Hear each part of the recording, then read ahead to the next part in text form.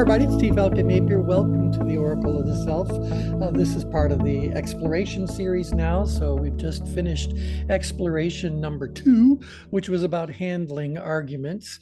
For those who haven't had the opportunity to fill the profile out yet, you either received an email with the link inside of it inviting you to complete the profile, or you might have received notification from the Patreon system if you guys are a member of our Patreon. If you're not, please go there and fix that. And the third possibility is that you are watching this as a video, in which case you'll find the link in the description block directly below the video. When you fill out the profile, the system will send you your change grid right away. And then as you're listening to this recording, you'll probably be able to pull a little bit more personal meaning out of it by having your results in front of you. As I said last time around, if we've got a small group of respondents, that means that as we look at the results, your names may be visible. So when you guys fill out a changework profile online, you are always welcome to create a fictitious character. Your name does not matter to the system. You can also create a fake phone number because honestly, we're not going to call you. We had those fields for when we were doing large corporate projects and we needed to be able to contact individual respondents if we had questions about their responses, or we wanted to get their permission to take things to a different level. We needed to be able to contact specific respondents. However, in this particular case, this is just kind of a public experience. I don't care about your name. I'm not going to use the phone number. Feel free to make those up. You just make sure that your email address is correct, because that's the only way the system can send you your results. And by the way, we don't collect your email addresses. The only way that we keep track of anyone's email addresses is if they're a member of our Patreon. And so, that's a totally different situation. So, but no, we don't do anything with the data here. Okay, all that said, last time around, we were taking a look at handling arguments as the life situation. And inside of this life situation, there were actually probably a good, 25, 30, maybe more activities. And so we just extracted the dozen that we thought were going to be most interesting for a collective read like this. As always, if you guys want to do a deeper dive into this subject area, you can reach out to one of the ChangeWorks coaches, myself, and we're more than happy to give you the full profile and or even create custom profiles for you. Anyway, handling arguments. So what I like to do whenever I first see a new change grid is I want to start by looking at the statistics. To see the statistics, we just go and select all the activities. And so just as review for everyone, handling argument covered things like giving my full attention, practicing active listening, acknowledging my role, reflecting on the argument after the fact so that I can hopefully use it as a tool to improve myself, etc. So again, these are just a dozen out of, a couple of dozen or a few dozen different activities. We go into very specific detail if you'd like. Now, I could just click on view the change grid now, and we'd see some result. All of you are selected so that I can see your results in the statistics. But down here, I just click on view statistics on screen. And the statistics that I really am most interested in, this should be interesting, don't get seasick, are the rankings. The rankings basically look at each of the 4 different dimensions that you rated yourself across on each of those activities, and then ranks them by that response to that particular dimension. So we've got one ranking that's based just on how you guys said the size of the activity was, could have been ability, challenge, and the last one is importance. I like to start with the last one because it's going to tell me 2 things. Now, the first thing it's going to tell me is, did I come up with a decent activity list? I know it's a decent activity list if my respondents said that it was something that was important to them, that the activities we were looking at were things that they truly felt were important to take a deeper look at. And importance would be shown, anything as an 8 or higher is considered to be the high end of importance. Obviously, the higher the number, the more important, and the highest possible ranking you could give something is a 12. Now, these are averages, and to average out at 9.8, 9.8, 9.6, you guys are saying these are all sufficiently important enough that they deserve a spot on the list. And so that's kind of feedback to me as the person who created this list, that I chose a good set of activities for you guys to explore. Thoughts, comments about that? Yeah, Well, I was quite impressed with the list, actually. That was the first thing that I was impressed with. I kept thinking to myself, there are other things that probably could be on the list, Oh, yeah. but those things that were on the list were spot on in my mind. Well, good, good, good, good. I agree. Yeah, me Yeah. too. Yeah, good, good, good. Yeah, I mean, truly, if you look at the comprehensive activity list for what is this? Handling. What am I calling this one? Not dealing, Argument. handling arguments or dealing with argument. No, handling arguments. Okay, good, good, good. Handling arguments. Well, you have to imagine that if I was really teaching you how to handle arguments as efficiently, elegantly as possible, I'd be looking at a lot more kind of micro skills. For example, there's an activity missing on here. There's many activities that are missing, but one of them might be defining what we're arguing about. Even getting an agreement around what are we arguing about. I mean, how often have you guys found yourself in arguments of whatever magnitude they happen to be in with whoever they happen to be, and at a certain point you want to go like, are we even talking about the issue anymore? Exactly. It goes off on that. And so there's a whole lot of activity. And maybe one of them is about keeping the focus on the actual issue instead of these tangents that arguments often lead down. In fact, one of the things from the lessons is that the more familiar you are with an individual that you're arguing with, the more quickly the argument is going to stop being about the subject at hand and start being about how you've always argued with one another. And so it's like something like, is it time to prune the roses? Actually, we've already pruned the roses. There's never an argument about that. But is it time to prune the roses? Well, I think it's time to prune the roses. Do you think it's time to prune the roses? You always want me to come up with the answer. It's like, wait.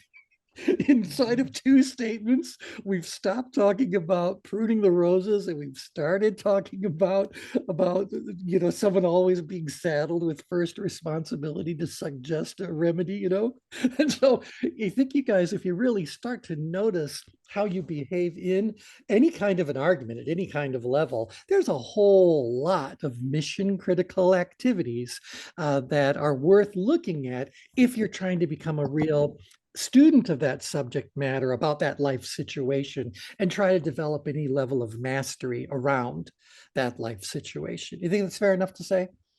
Yes. Yeah. Yeah. And What I so, like about this list in particular is it seems as if the pattern was about reflecting on how you met the moment, or how yes. you meet the moment, kind of thing. And Mhm. that's not always known in the heat of an argument. Right. Right. So that's why you get into the argument itself, but you're not really arguing about the thing. You're carrying over what's called a tension residue, something Yes. from, that you're already dealing with on top of the argument. Yeah, that's always there, an underlying life situation, if you will, that is serving as the foundation on which all future arguments will be held. The other straw is upon the camel's back. Exactly. I also think that when you're looking at an activity like this, we're hoping that it's provoking your thoughts about specific arguments. In fact, that we have this concept in the more advanced levels of tension management up there for those that are consultants and master consultants, where we know that there is this phenomena that occurs that's called tension override. That's what we call it. Tension override really just means you're looking at an activity like seeking to understand the other person's perspective. This is a general question, a generalized activity about whatever's going on. But we know that the tension that you're actually experiencing may substitute that activity with a far more specific activity about a specific argument or a specific person. So rather than answering the questions as intended, which would have been a general assessment of one's ability to do these particular activities, we would not be at all surprised to find out that one or all of you, for one or more of these activities, thought about a specific situation, a specific person, rather than the topic in general. Did anyone want to step in the confessional and say, as I was reading these, it at least was provoking those specific examples? Well, Yeah. Yeah. yeah, that's how I answered it. Well, there you go. Right. And now, again, we don't really mind that people might have a different frame. Some might be more specific about an individual situation or whatever than generalizing it. Because when you're doing a profile like this, kind of like a snapshot level, an overview kind of a level, that's all we really want. What are the general patterns? What might be underlying what we were thinking about? And so when we take a look at Anja's results, because she just shared with us that she did kind of have some specific things in mind, maybe, just maybe, that's going to be an interesting thing to explore as we look at her actual responses. Make sense? Yep, yep, yep. Yeah. All right. And so I think that's really interesting. So what did you guys say were most important? Tied all are the, although I will say this to you, I don't believe these two are tied. I believe if we ran the decimal math out a little bit further, we would find out that you responded higher to activity number 7, acknowledging my own role in the argument, than you did with number 2, because the system's default programming says that if there's an actual tie, list them in activity order. And so there's 2 at 9.8. If they were actually tied, number 2 would be before number 7. So one way or another, mathematically, acknowledging my own role in the argument took precedent. And so that's what you guys considered most important, but right behind it, keeping my emotions in check while discussing sensitive topics. Can you touch on the description for activity 2?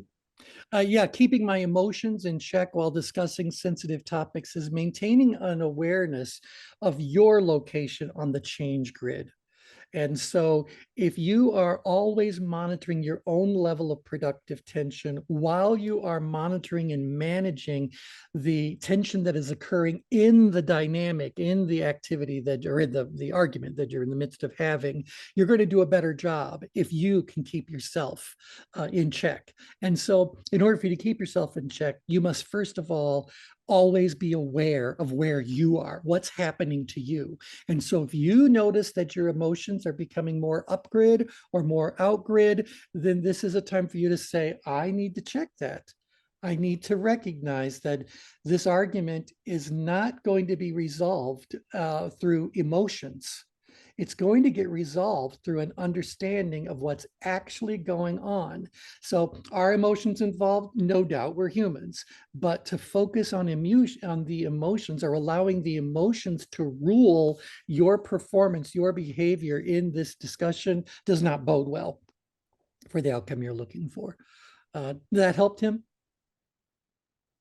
Yeah, a little bit. Okay, go ahead. This one I'm struggling with because it seems oftentimes that emotions are viewed as negative energy. And I see them differently. I think that they hold a lot more value than that. And so that's why I asked for the description on it, because it's just right. Yeah. I would say to you that I believe that watching the emotions that the other person is displaying is highly revealing to what's going on with them, why they're passionate about it. Usually people are displaying up-grid emotions because they're losing their perceived resources, right? Their ability is shrinking back. That's why they're moving up. The challenge is getting higher. They don't feel as prepared, and so they're going up. But this is really about you as that individual who has brought the moment for this discussion to be had to the front. And so it's really more about, for you to be able to be as maximally effective as you can be, what should be going on with your emotions. Now, you'll notice it doesn't say that your job is to rid yourself of emotions when discussing sensitive topics. It just says keep them in check. And so if I'm inside of my green circle, and we'll be looking at change grids in just a second, there's plenty of emotions that happen inside of the green circle. In fact, I would say to you on the upgrade side of things, there might be something like mild anger, mild frustration. There might be mild fear. There might be, but it's a manageable kind of an emotion where you are aware of the fact that there is something going on with you that is causing you to have these emotional responses or this emotional contribution to what you're actually thinking and feeling, but it's not out of control. You're not up in stress, up in the danger zone. You're not that. So I think that's what we're hoping to achieve when we're talking about keeping our emotions in check. And that's the key point of what emotions are, right? So a moto in Latin means movement. So when you study emotions in the laboratory, we're not talking about feelings. So it's not a good or bad thing, but literally when something externally that we're perceiving happens, it starts on a physiological level. So emotions are literally designed to feel our way through it.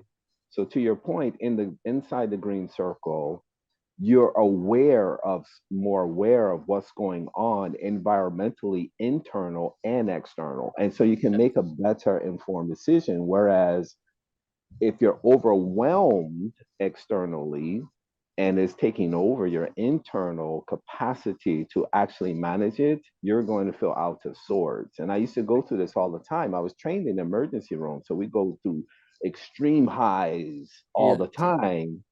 And I don't get caught up with what's going on with the patient too much if their emotions are out of check. But what would trigger me, and often on over the radar of awareness, is the staff. Right. When they're not doing what they're supposed to do to calm the patient down.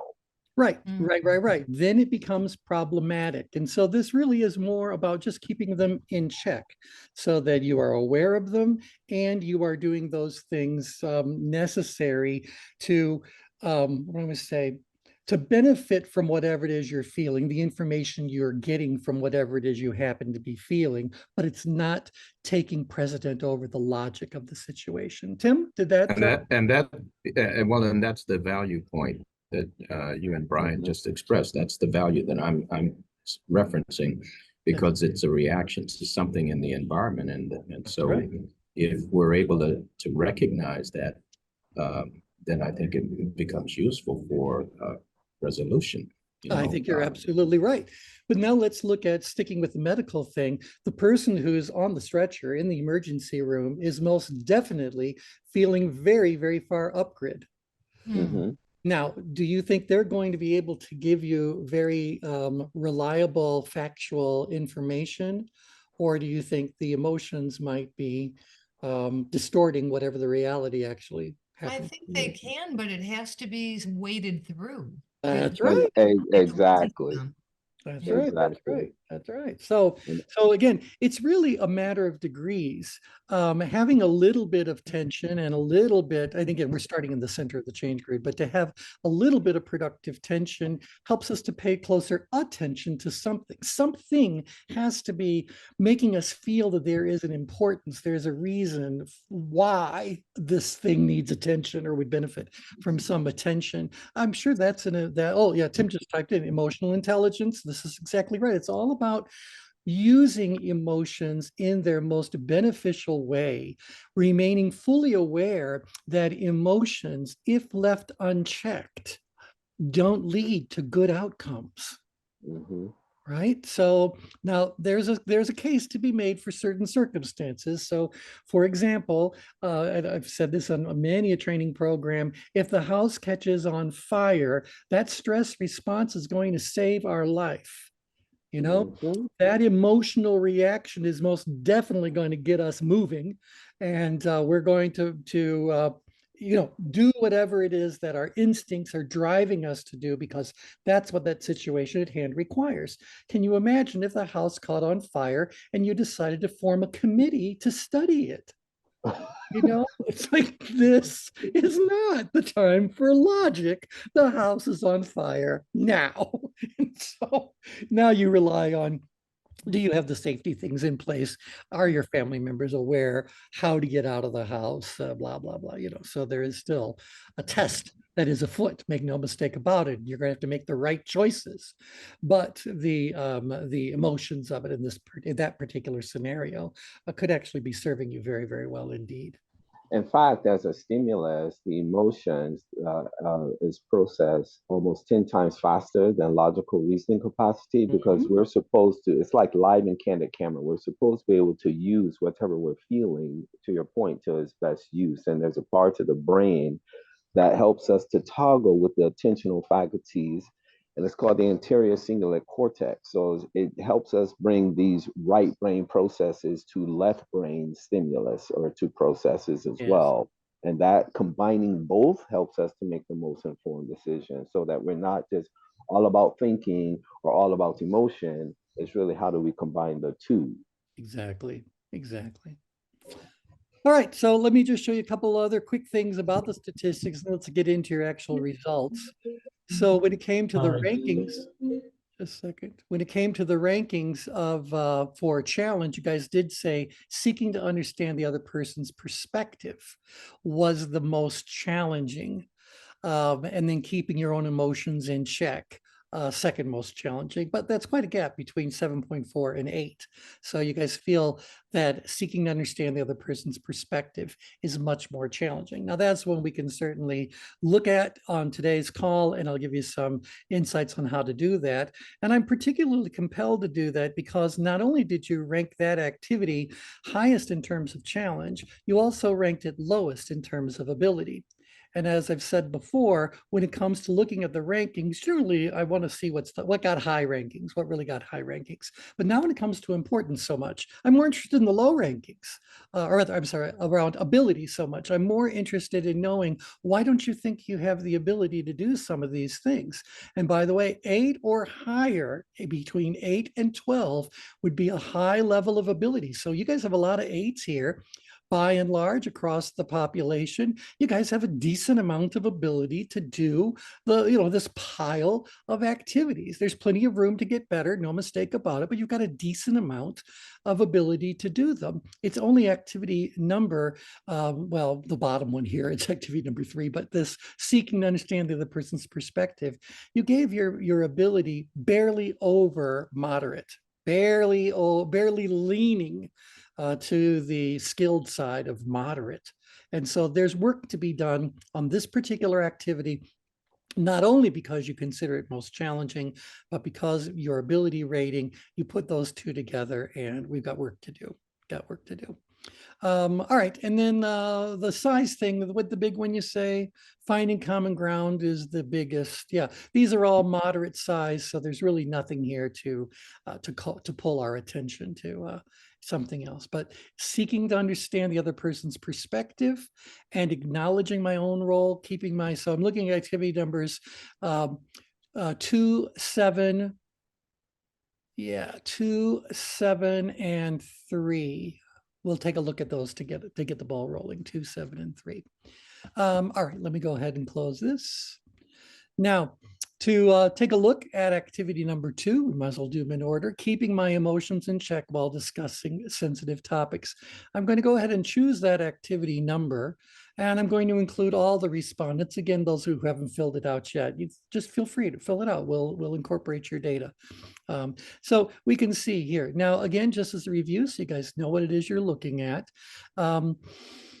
The first thing I'll call to your attention is that you are plopped someplace on the change grid. Where you plop on the change grid is a reflection of the answers you gave for perceived ability and perceived challenge. So if you look at your own results and you see where you are on the change grid, on the one you're looking at, the one that's private for you, you should be able to determine what alpha character you are, and you will remain that alpha character for this entire set of change grids. Yeah. So anyway, where the physical placement is a reflection of the ratings you gave for challenge and ability. If you notice here, A and B are one above one another. It's because both individuals, A and B, plotted at the same location, coordinates 7 and 8 for activity number 2. Because they plot on the same thing, they're just kind of sharing one another. You can have up to 4 plot here. If there were more than 4 trying to plot here, a legend would arise that's telling us who those individuals happen to be. Okay, now, What letter am I, T? what's that one? What letter am I? Well, the fastest way, if I scroll up here, although again, No. when we're C. looking, Okay. yeah, you're Okay. C. When we're looking at small groups, it's easy to do this. But when we get to the big ones, yeah, it becomes a little bit more complex. Yeah, so you're C, Anja's B. Okay, who else? Brian, you're A. Come on, And Brian. Chris, You were yeah, being Chris is honest. here. Chris, you're D. Denise is D. She's not on the call. And Tim, we'll have you happy to merge yours whenever you want. David as well, if he's on the listening to this. All right, so when it came to this particular, oh, by the way, the circle is a reflection of how big you think it is. So the color of the circle or the color of the triangle, the color of the diamond tells me what the size rating was. Large, moderate, or small. So, and then the I is importance, and that's reflected by the color of the letter or number that's inside of the circle. So all of you guys considered this to be important. That's why all of your alpha characters are red. Now, these 2 other symbols, we have a diamond and we have a triangle. The diamond is the ideal location, the desired rating. Diamond is desired rating right here. And the triangle is the average rating. So I really wanted you guys to plot out as amiable driven drivers. Amiable driven drivers. That's where we are for this one. Let me shrink this down, change the background image to energies. And we'll see that I wanted you guys to be amiable, driven drivers.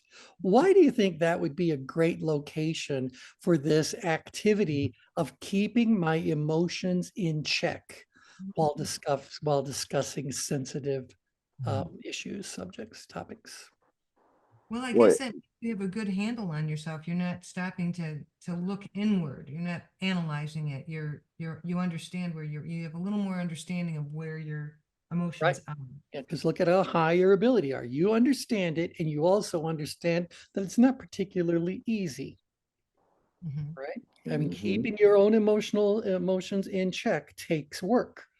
It does take awareness. It takes if nothing else, it takes the authority for you to decide that you can control it. I mean, a lot of people just want to say, I lost my temper, like you lost a quarter. No, you didn't lose your temper. You let go of the reins that you use to manage that particular thing. So we don't just. If I say I lost my temper, but it felt so good. That'd be a little more honest. Here's what it is. If you lose your temper, and I'm just going to say out and out, blow it, you're either going to be extremely far out grid or you're going to be extremely far up grid. Usually anger is an expression of frustration, and frustration is evidence that whatever it is you're trying to do doesn't seem to be working. So I asked the person to do something, they didn't do it. Therefore, I am annoyed, or, whatever it is. So generally there's going to be this feeling that the strategy you had employed, the devices, the tools, techniques, etc., just didn't show themselves to be effective. In that moment, you can push even harder. You can move even further out grid, and who knows, that argument could actually become something where people are physically posturing. There might even be actual fist fights. Remember, the change grid has a location available on it for every possible behavior. I promise you, someone who is here as an amiable driven driver does not resort to fists in order to deal with all that. But let's say that they got really angry and it felt really good. What you've just described is something upgrade really happened. And there you were, moving up through power stress. Let me just change the background. Up through power stress, and you ended up here in stress. In stress, we know that stress is primarily emotionally ruled. The emotions it's ruled by are anger, grief, fear, and shame. Those are all in your cheat sheet if you guys want to pull that out at some point. So we know that's where it's coming from. The reason why it feels good is because, number one, just the physical act of releasing any kind of a heightened emotion is going to have a calming effect on the physiology overall. Now, you might have needed to rant for 10 minutes to get it out of your system, but once it's out of your system, you can kind of go, you can exhale. And so in many ways, what you're actually feeling when it comes to feel good is you're feeling the downgrade maneuvers have happened. So you've become less physically charged, emotionally charged, intellectually charged. And so tension has gone down. Again, remember the downgrade maneuvers: normalize, simplify, restore resources, add resources. In this particular case, you normalized it a little bit. The resource that you actually reclaimed, you didn't add a new resource, but you did kind of put one that you already had back into motion, was this idea that sometimes you just need to let it go. So let it go, release it, not let it go as in forget about it, let it move on, but just let her go, let her rip. Let it blow. Yeah. See, you mentioned in stress, you find anger, fear, frustration, and what else? Anger, grief, fear, and shame are the four cornerstone emotions associated with stress. Now, that's in the section of your guys' training when we talked about humans experiencing seven core emotions. Those seven core emotions are spread across 5 different levels of productive tension. And so you're going to find different ones at different levels. What are the core emotions for each one of them? But anger, grief, fear, and shame are found up in stress. Do you want the whole set just so you have a complete picture? No, I just want to make a note on my grid so I can see that. But I mean, obviously shame is in it because you're not happy that you're letting it go. You know? Yeah, and truly, shame is available at all 4 extremes. If we start talking about danger zones, there is an element of shame that comes into play at each 4 of those, but primarily shame is experienced as an upgrade kind of emotion. Sure. Yep. So, T, can you talk about the gap between the amiable driven driver and the amiable driver? Yeah. And so why do I want you to be an amiable driven driver? It's because this activity really does require you to become a bit of a protector of yourself, a protector of the situation. This is where you need to be defending against whatever your nature is that would allow your emotions to go out of check.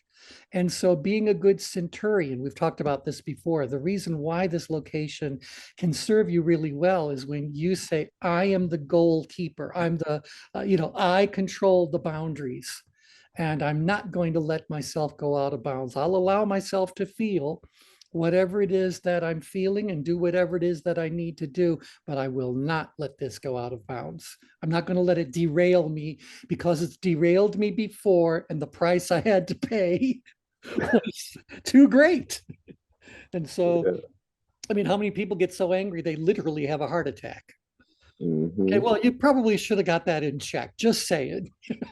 That's all I'm saying. Or if you get into a little silly argument over something really, really serious, and the next thing you know is people are going to their opposing corners or exiting the situation altogether, I suggest that you could have done some work a little earlier on.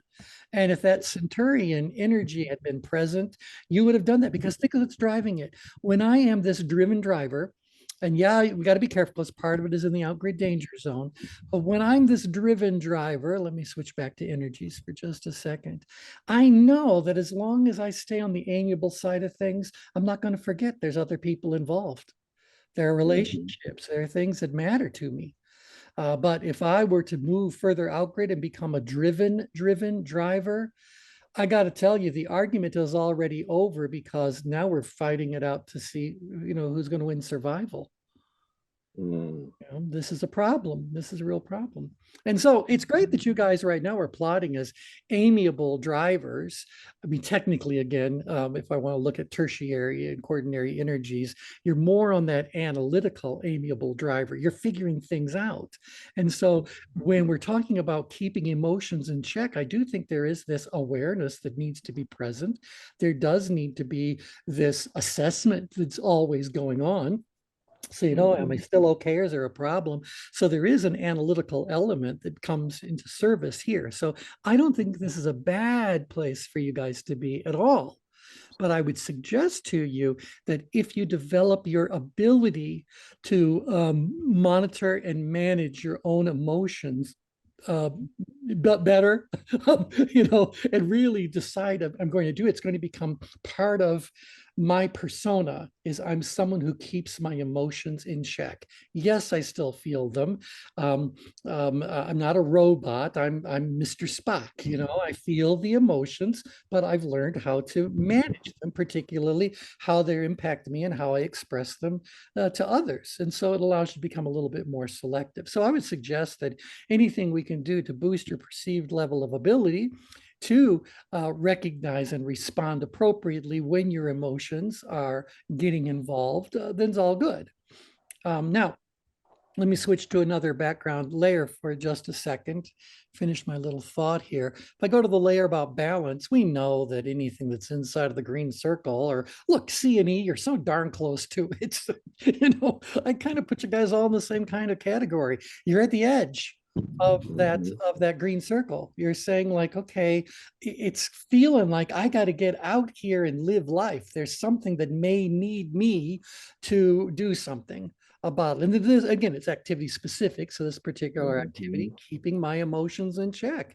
You guys might be noticing little hints and whispers, or remembering times when the emotions weren't as in check as they could have been. And maybe this location here is helping you to, first of all, become more aware of it. Let's switch over to the engagement layer. Obviously, you're aware of it to the point that you've decided to formulate some sort of an intention. I'm going to get better at doing that. I'm going to do that. I am doing that. I'm doing it decently, but I'm suggesting you can even do it better. So, Yeah, that's yeah, how I was thinking about the specifics of that yeah. particular activity, like this playbook.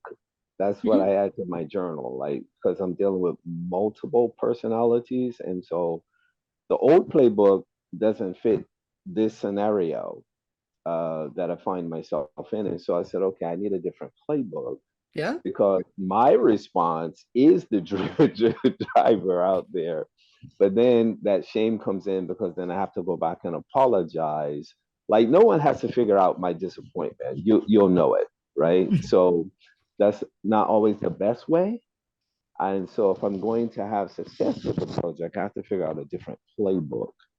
And Yeah. that's how I was thinking about that. Yeah, and I would say that even beyond figuring out that playbook, you have to be willing to set the current playbook aside and put that new playbook into action. That's a different activity.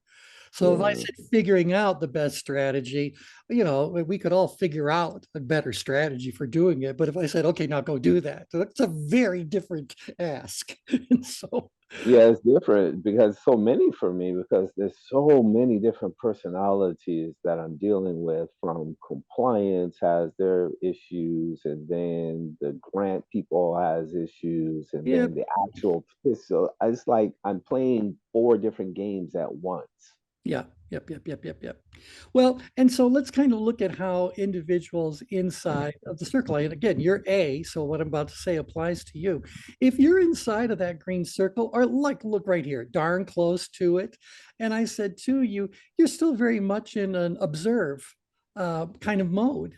So you're not necessarily jumping in and doing anything at all about managing those emotions, more like saying like, well, this doesn't seem to be working all that badly. So let's just kind of let it just go. Let's let life unfold, and we'll see.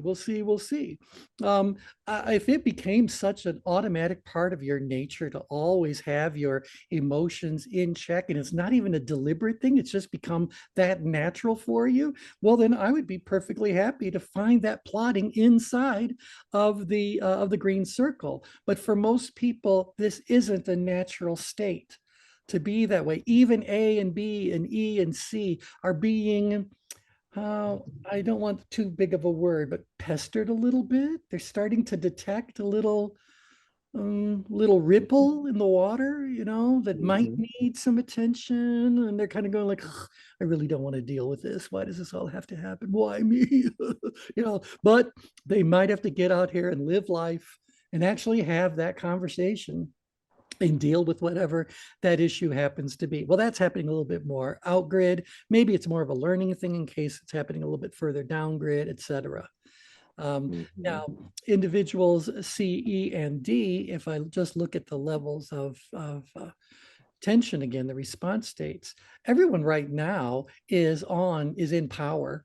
And so there's still this conscious awareness of what's going on, this drive to do something about it, let it all happen. Individual C, I believe that's you, Tom. Well, fine. He's plotting on the border between power, apathy, and apathy, which either means that he's got this activity sorted out well enough that he's watching it start to gel. What he's done actually feels like it's been working reliably enough that maybe it's just going to become a new habit, a new way, a new whatever, or maybe it's the way it's always been.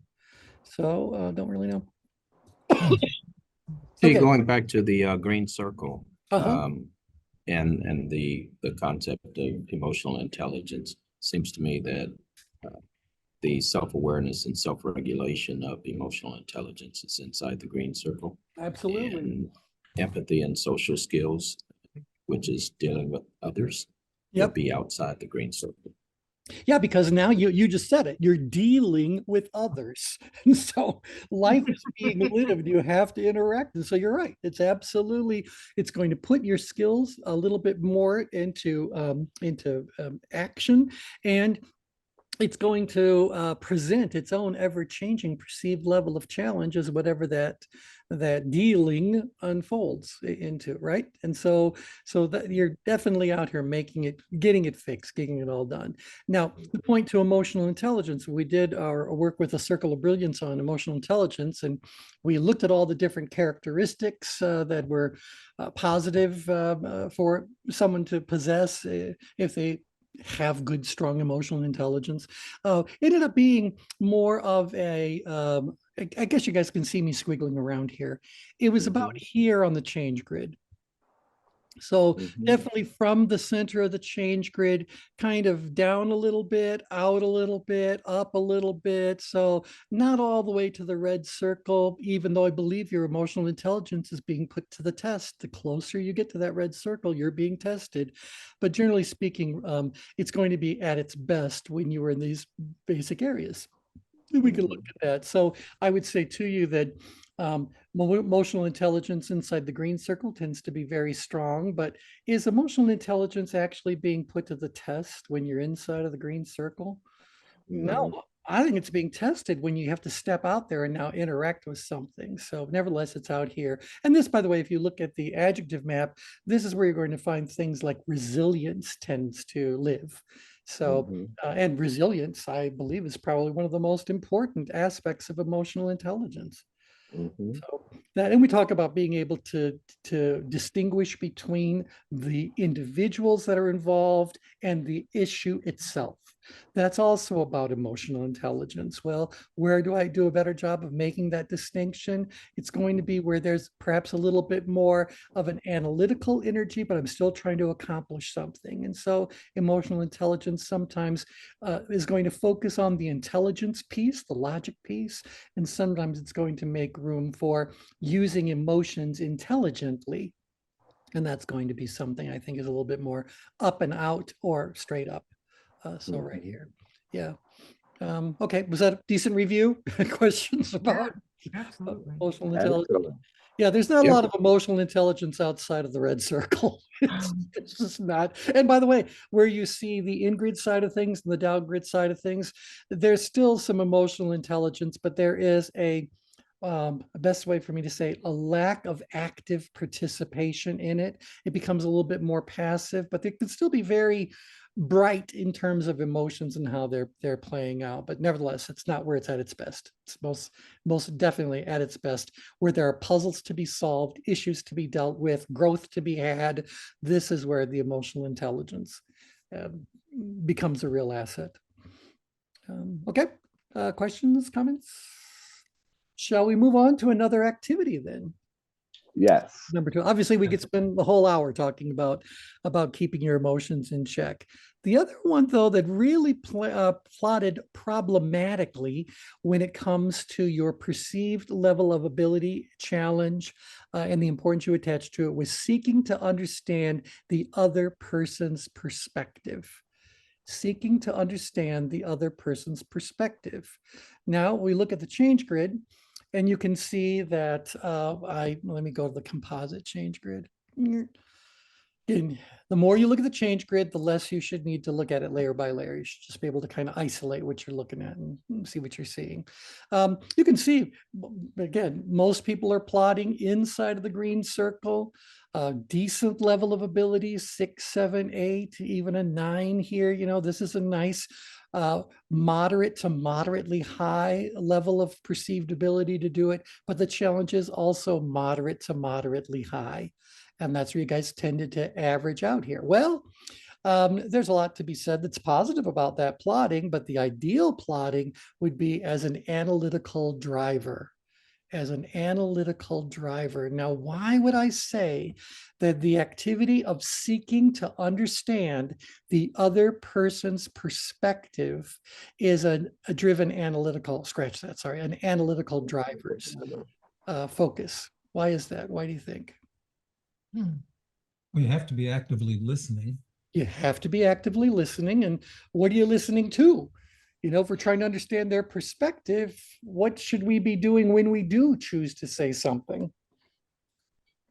Listen. That's a good question. Asking questions. Asking the questions. Yeah. That's it. You know, we need to be able to, I really want to understand where someone else is coming from. I need to stop talking about me and start asking about them.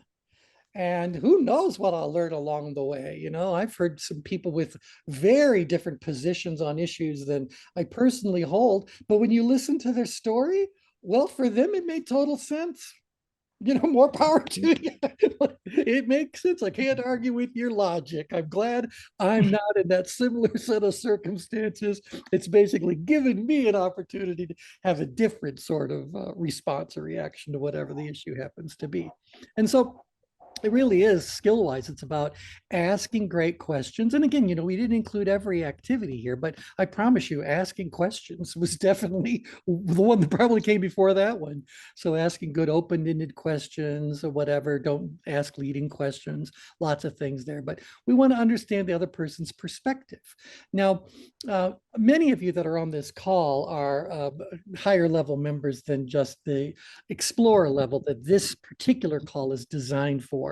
And so those of you that are explorers and you're hearing me say this, I promise you, if you dig around a little bit, you'll find lots of information around this thing we call the path of self-discovery. The path of self-discovery is a really big deal for people in the world of tension management because it's how we go about examining a particular situation, issue, whatever it is, how we go about examining it so we can determine if a change needs to be made, and if so, how do we go about doing that? Chris just chatted over to everyone. Seek first to understand, then to be understood. Absolutely. So this is what's wrong. I can't understand you until I start asking questions. So what kinds of questions you should be asking? Follow the path of self-discovery. So the first kind of questions we want to ask are what kind? Anybody want to throw in? What kind of questions? What do I want to learn about first? So this is the current situation. I want to know what's going on right now. So tell me what you're feeling. Tell me what you're thinking. Tell me where you are. Again, we're here to handle an argument. So tell me where you're at right now. and just let them do their thing. So let them talk about what they think and what they feel and why. I promise you they'll go into every direction you can think of, whether it's logic for a moment and then it jumps to one emotion and then it's a sad story and then it's a complaint about this and then it's a massive generalization about whatever. We need to let them do that. Again, I'm trying to understand them before they need to understand me. So I want to know, what is the current situation in their head? And then I want to know, what is it they're trying to accomplish? What's their real goal in this situation? Now, without steering things too far, I could say to you that finding common ground is one of the activities that are on this list. But what I'm listening for when people tell me what their desired situation happens to be is some commonality from my thoughts to their thoughts to other thoughts that they think might be so different than the thoughts and feelings they have. But in fact, there's a tremendous amount of overlap in the desired outcomes that a great many people, if not everyone, might share. And so I am asking those questions so that I understand that there may be some common ground. There may be some outcomes we share. There Right. very well, go right ahead. Mhm. Sometimes people, when you ask that question, when you just let them go, Yep. they go someplace else, or they go someplace that is sort of removed from what they're actually arguing about. Mhm. Yes. And that's where I tend to find common ground, where once they disengage from this Yep. anger and they can That's right. get out there, That's that's right. where I find common ground.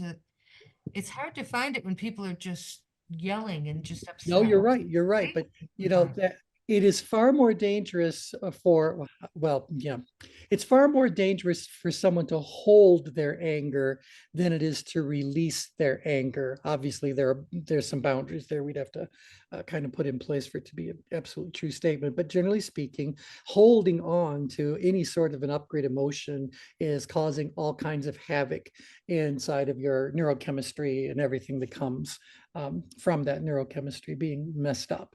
And so, yeah, no one's going to be, let them talk about it. Once they Yeah. start to release it physically, their level of tension is automatically going to go down. No one can And that's remain true. angry indefinitely. I mean, no one can remain angry indefinitely. Sooner or later, they're going to exhaust themselves. Or die. Yeah, well, either way, my problems making It's progress, right? My progress is happening. So, we want to get to a point where we ask them, well, what is it exactly that you are looking for? And why is that important to you?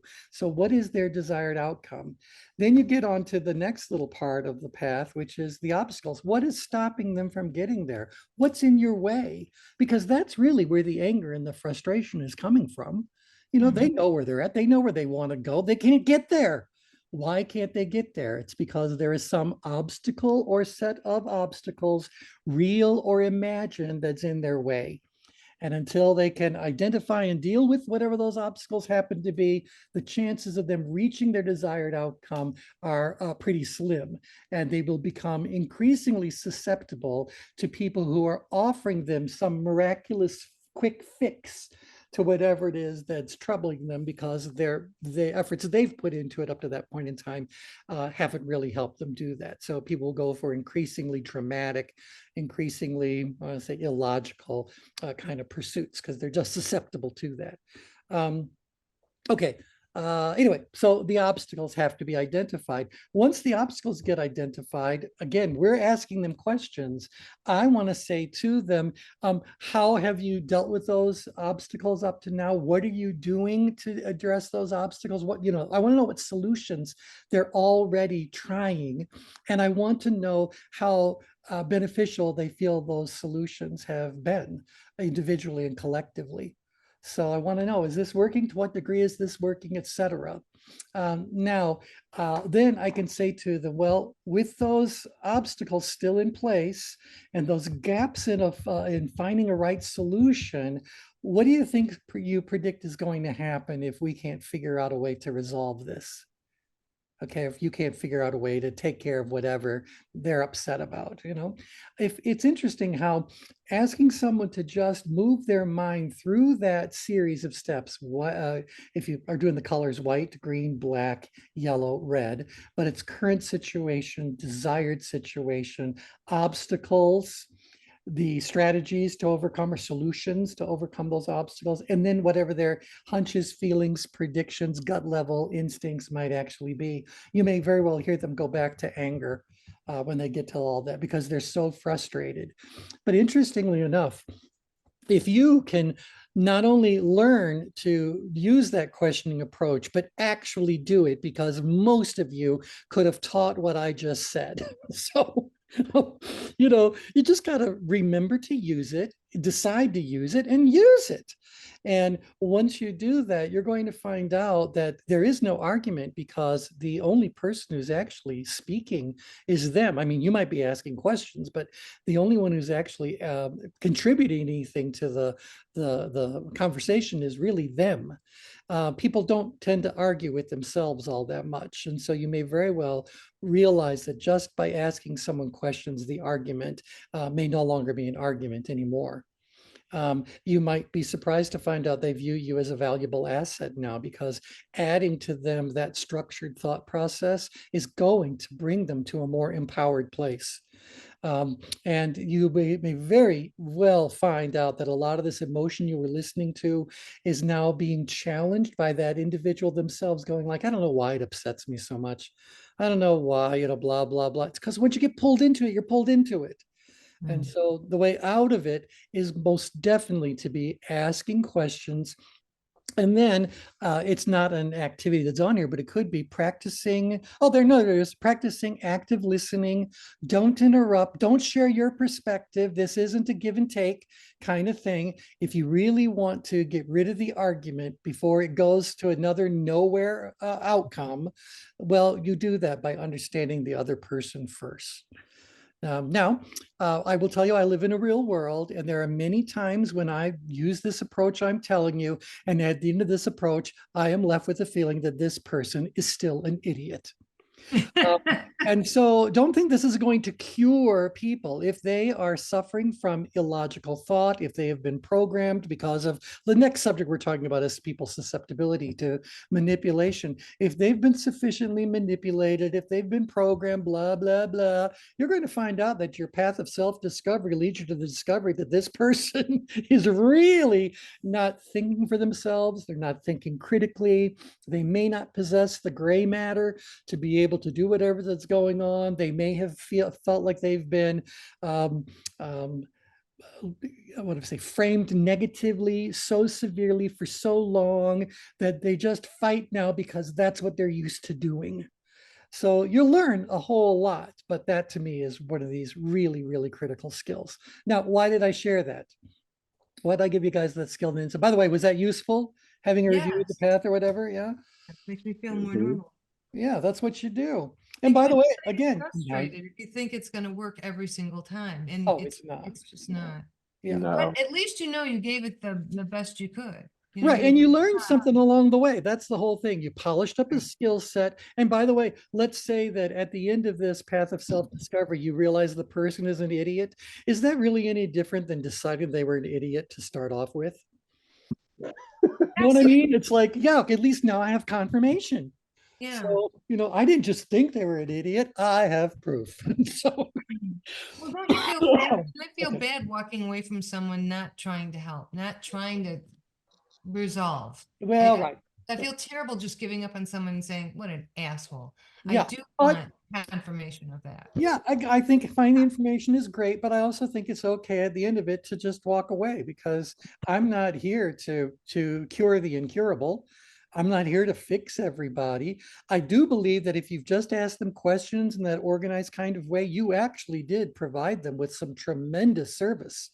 I don't mind saying to you that in the actual profession of being a consultant, a coach, a therapist, anyone along that human development line of doing work, we are valuable more than anything else because of the questions we ask, not because of the advice we give. Right? Because we are trying to help people discover the wisdom within themselves. We're trying to help people cure themselves, realize. And along the way, if we happen to teach them something new, well, that's good too. But we're learning as well when we ask those questions. All right. I think we've got time for one more. Shall we move on? Sure. Yep. So you guys, the whole flock of you just need to, you're okay at the perceived level of challenge. It is challenging. Don't make any mistake about it. But you got to ask the questions. And now hopefully you have a little bit of a structure that you can use to ask those questions. I think we also said that the most important thing you guys said was that you're able to acknowledge your own role in the argument. All right. So let me go ahead and view that change grid. Oh, we have more of a scatter. You guys have exploded a little bit more. So recognizing my own ability. Keep in mind, the further down grid, the easier you find recognizing your role, but simultaneously, the less you really care. Okay, think about that because what I just said is really true. You are aware of your own role in whatever that is. You're not too far gone yet. Maybe what I just said would be a little bit further down, good, not by much, but this mindset that, what is this whole thing? Acknowledging my own role in the argument. Yep, I'll acknowledge my role. I know that that I'm right and you're wrong. That's my role. I'm right. So you get the idea that this placement can ending up to having that assumption of control that leads to that illusion of control, because I'm going to pay less and less conscious attention to doing what this activity is all about and doing it to the standard that I would like it to be done at for it to have maximum positive impact on handling whatever that argument happens to be. So I'm saying you want to be an analytical driver. Why do you think an analytical driver does the best job of acknowledging their role in an argument?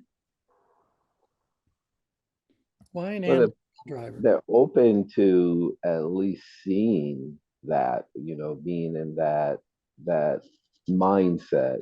Yeah. When I thought about it, particularly again specifics, I'm like, I'm not always I don't look to blame others. I want to know like what role I'm playing in this so that I can go back in and then come back out.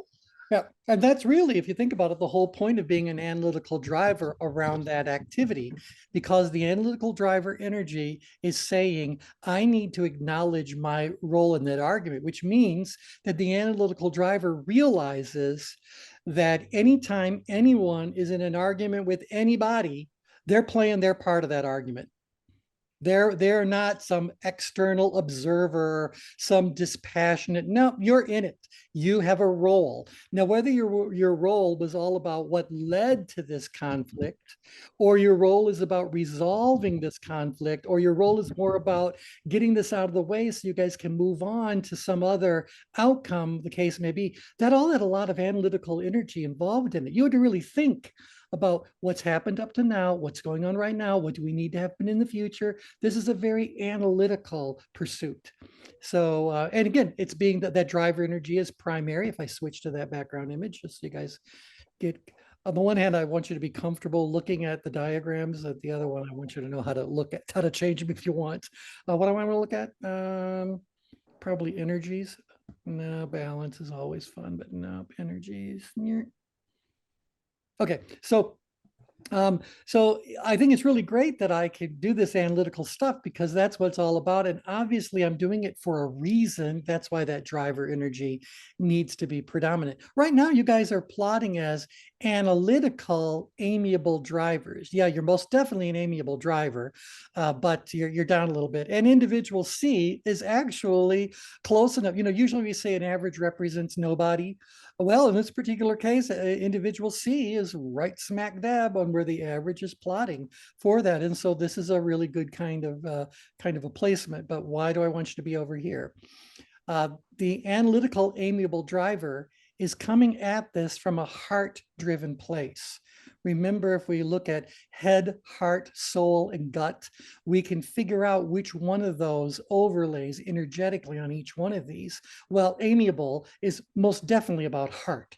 It's about caring about people that are involved, how people are in fact impacted. Yeah, you're still a driver. You're trying to make something happen, but you realize that the best way to get that to happen is by working this relationship pool that you have, or working with the people that are going to be involved to help the whole thing move forward. So yeah, so not a bad place to be. But I would like to see you become a little bit more aware of the engineering part of this whole thing in the long run. So again, it's not just about acknowledging my role as a checkoff item.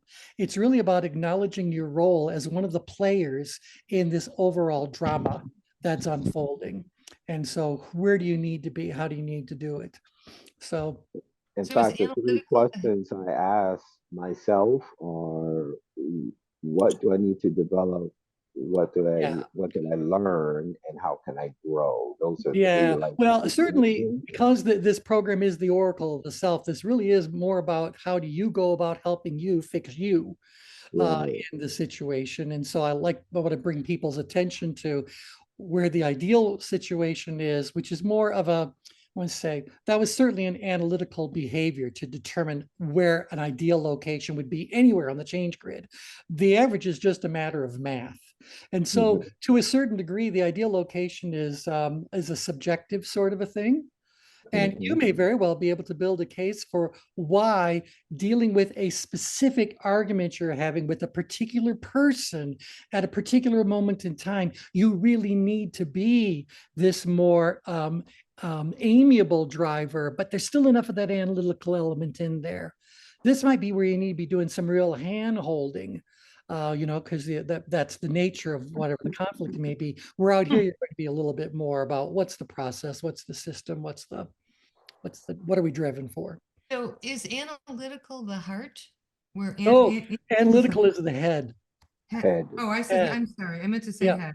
Yeah, Heart is head. amiable and head is analytical. Is expressive the soul? Expressive tends to be the soul and driver is the gut.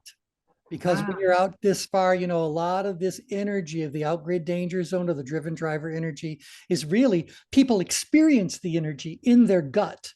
So, and they'll talk about that and frequently just going like, I've got a feeling about this. I'll tell you what my instinct is telling me, what my gut Interesting. is doing. So the driver energy is really very much where you'll find it being, I don't want to say ruled, but heavily influenced by gut contribution, more so than heart contribution. And if anything, if we go too high on this gut drive kind of thing, we're going to end up compromising something on the amiable side of things. These Absolutely. guys I are- just had a situation with that. You just explained something to me.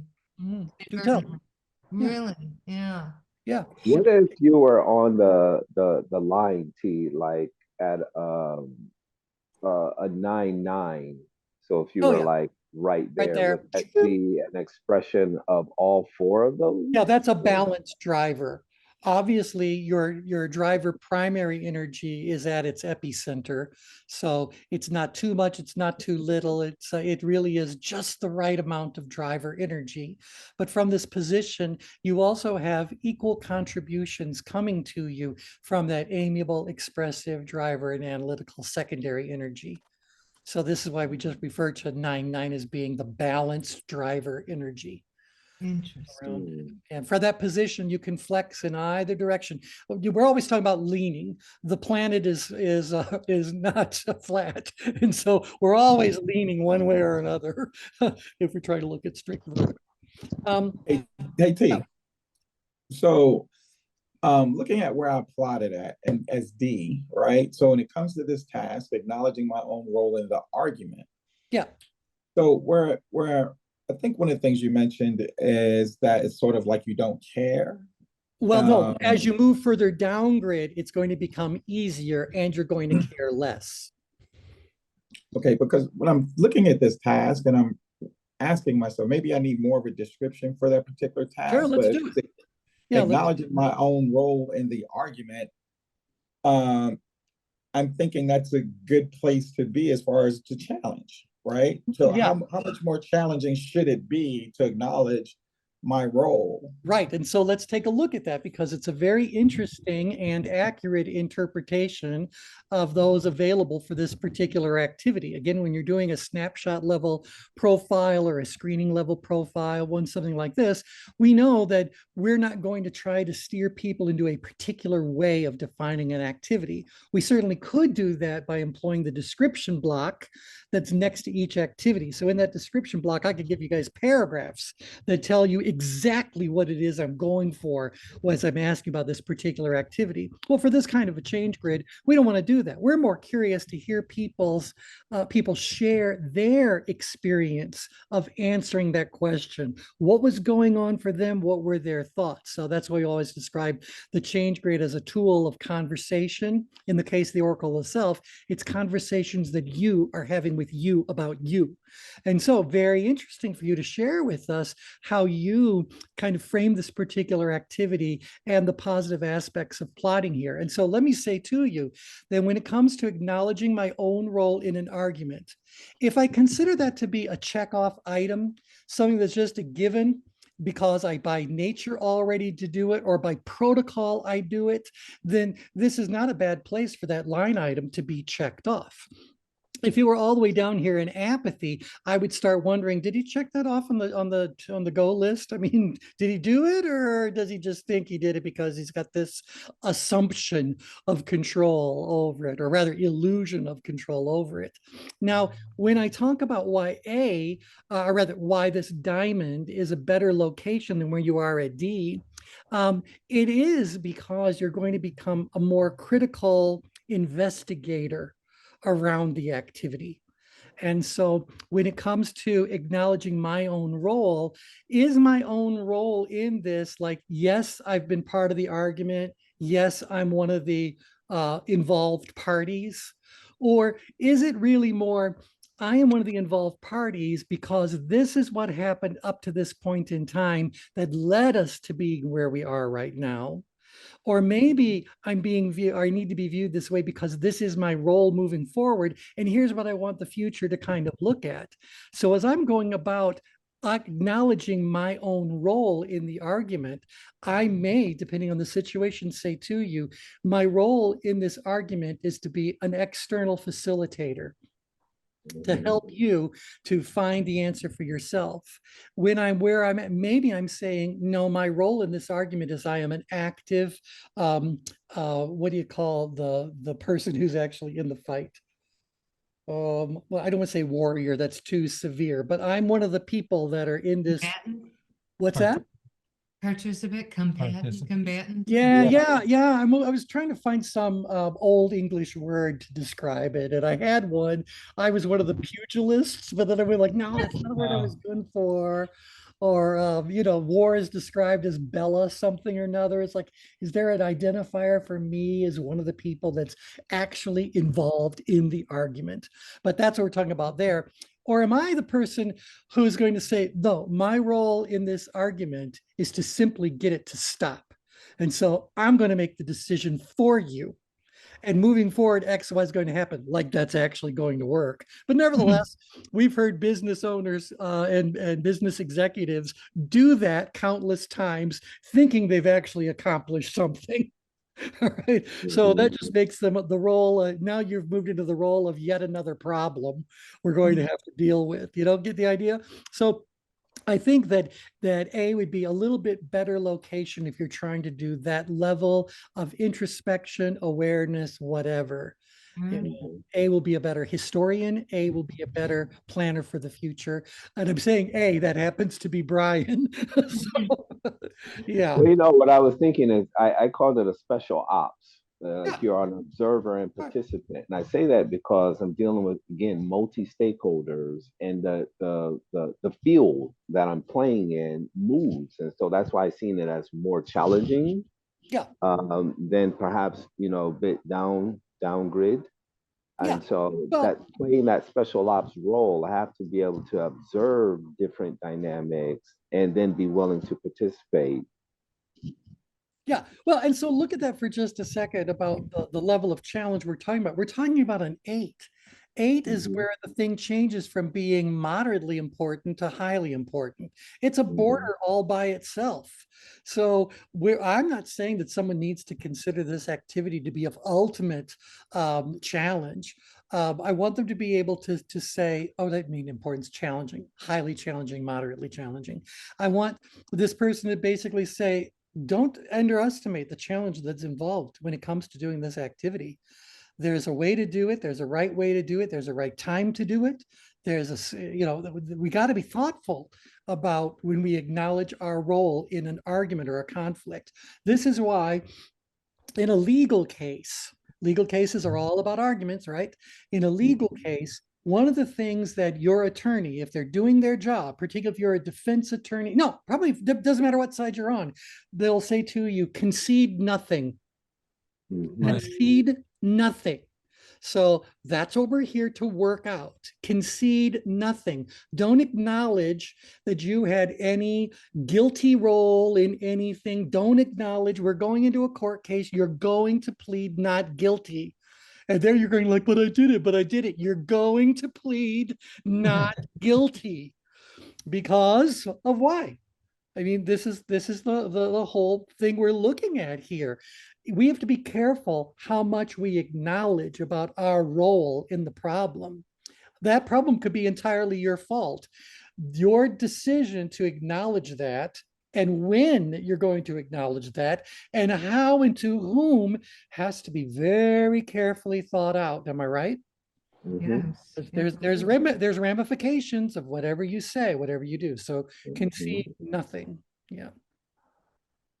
All right. Anyway, so if you're going to be doing it, we say you do it from this spot on the change grid because this is where you're going to be most thoughtful, prudent, careful, conscientious about whatever it is you choose to disclose. Is it a 9, 10, 11, 12 on the challenge scale? It doesn't have to be.